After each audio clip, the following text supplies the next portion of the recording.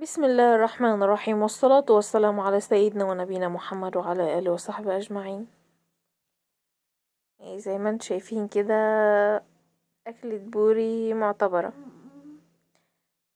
هنقول كده بسم الله. وزي ما انتم شايفين، أول حاجة بنبدأ بيها معاكم سليم محمد من قناة أهلي جنتي. ولو لسه أول مرة تشوفوني ياريت نعمل اشتراك، ولو عجبكم الفيديو يبقى لايك. وشوفوا ما شاء الله، يعني أكلة سمك، حتى اللي ما هواش كيف أسماك أو سي فود، ما شاء الله يعني.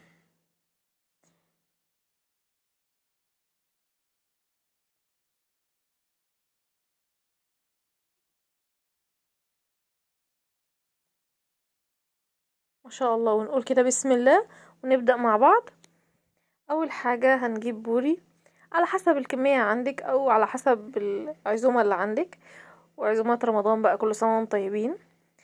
يعني حتى لو مثلا جبتي على حسب الكمية اللي عندك، نقيتي الكبيرة اللي فيهم الكبيرة اللي فيهم، فتحناها كده، عملناها سنجاري.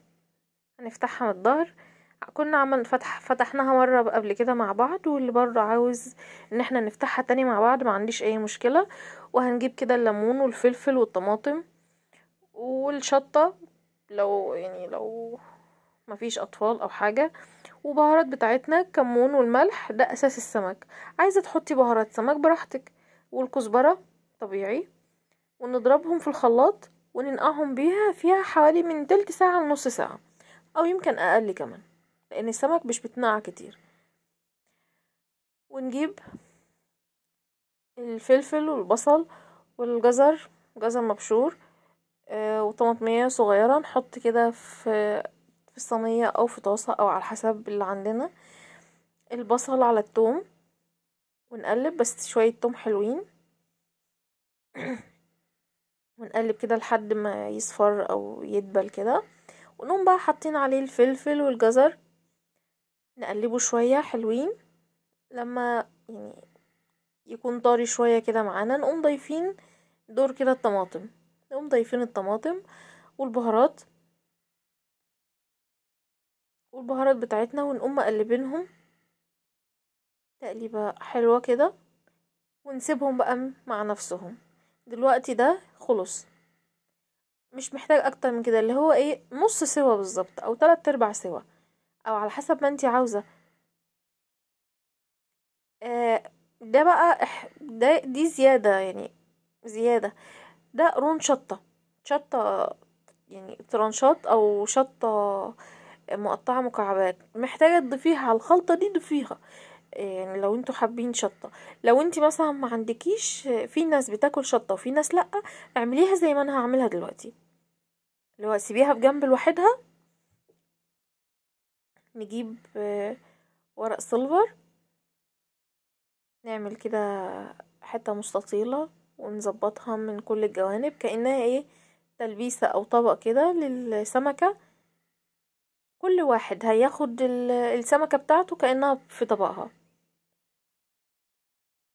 اللي هيخلص السمكة بتاعته هيقوم لافف الورق السيلفر ده، ويقوم رميه، ولا اي حاجة زيادة.